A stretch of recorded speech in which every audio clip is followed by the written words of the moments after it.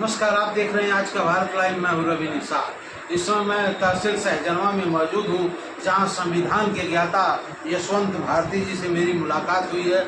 आइए जानते हैं इनसे क्या संविधान में क्या क्या व्यवस्था है। अभी भी इस देश में विशालतम संविधान लागू होने के बावजूद आज दलितों पिछड़ों पर अत्याचार क्यों। पहले आपको नमस्कार, मेरे चैनल पर आपका स्वागत है। धन्यवाद। और चैनल देखने वाले साथियों को सभी को नमस्कार मेरा। आज विशालतम संविधान अपना इस देश में लागू है, फिर भी पिछड़ों और दलितों पर अत्याचार क्यों? कि भारत का विशालतम संविधान 26 जनवरी 1950 को लागू हुआ, लेकिन जब संविधान लागू हुआ तो संविधान में जो भी प्रावधान और दलितों और पिछड़ों के ऊपर जो भी अत्याचार हो रहे हैं वो जाति व्यवस्था की वजह से चल रहे हैं। और भारत के संविधान में जाति व्यवस्था को बहुत ही मजबूत बना दिया गया है। जैसे कि अगर आप किसी भी जात से बिलोंग करते हैं, जब तक और तहसील में तहसीलदार के द्वारा जात प्रमाण पत्र का सर्टिफिकेट जारी नहीं किया जा सकता या जारी नहीं किया जाता, तब तक आपको किसी भी सरकारी संस्थान में कोई भी लाभ नहीं मिलेगा।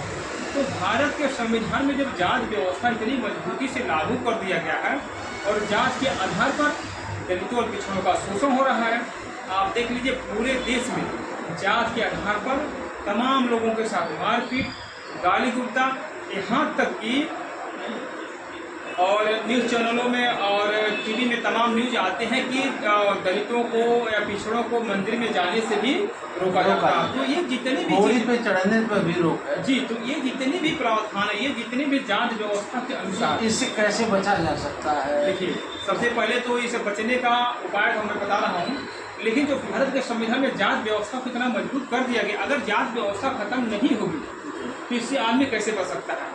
हाँ, बचने का एक उपाय है कि आर्थिक संपन्नता।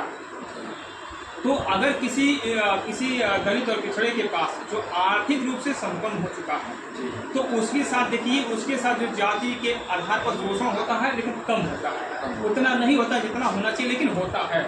तो जो आर्थिक लेवल है, जो डॉक्टर अम्बेडकर चाहते थे कि दलितों पिछड़ों का जो आर्थिक लेवल है, वो आर्थिक लेवल अगर सुधार नहीं होता है तो तब तक दलितों और पिछड़ों के साथ उनका शोषण। ये कैसे सुधार हो सकता है? आप तो संविधान के जानकार हैं। भारत के संविधान में और आर्थिक सुधार से संबंधित ऐसा कोई भी प्रावधान नहीं है जिससे गरीबों की गरीबी दूर हो सके। भारत के संविधान में राज्य के नीति निर्देशक तत्वों में थोड़ा सा सरकार को दिशा निर्देश दिया गया है कि गरीबों के लिए आप कल्याणकारी योजना लागू कर सकते हैं, लेकिन यह मैंडेटरी नहीं है। अगर सरकार गरीबों के, दलितों या पिछड़ों के कल्याण के लिए कोई योजना लागू नहीं करती है तो आप इसके लिए हाई कोर्ट और सुप्रीम कोर्ट में इस प्रावधान को लागू कराने के लिए नहीं जा सकते। तो सरकार के पास भी इस तरह की कोई योजना नहीं है। कहने का मतलब है कि संविधान में बदलाव होने चाहिए। जी, संविधान में देखिए जो व्यवस्था दिया गया है वो व्यवस्था मैंडेटरी नहीं है। यानी अगर सरकार दलितों के और पिछड़ों का आर्थिक विकास करना चाहती है तो ये सरकार के रहमो करम पर छोड़ दिया गया कि सरकार अगर चाहे करे या चाहे न करे। तो जांच व्यवस्था, वो जांच व्यवस्था तो भारत के संविधान में रख दिया गया।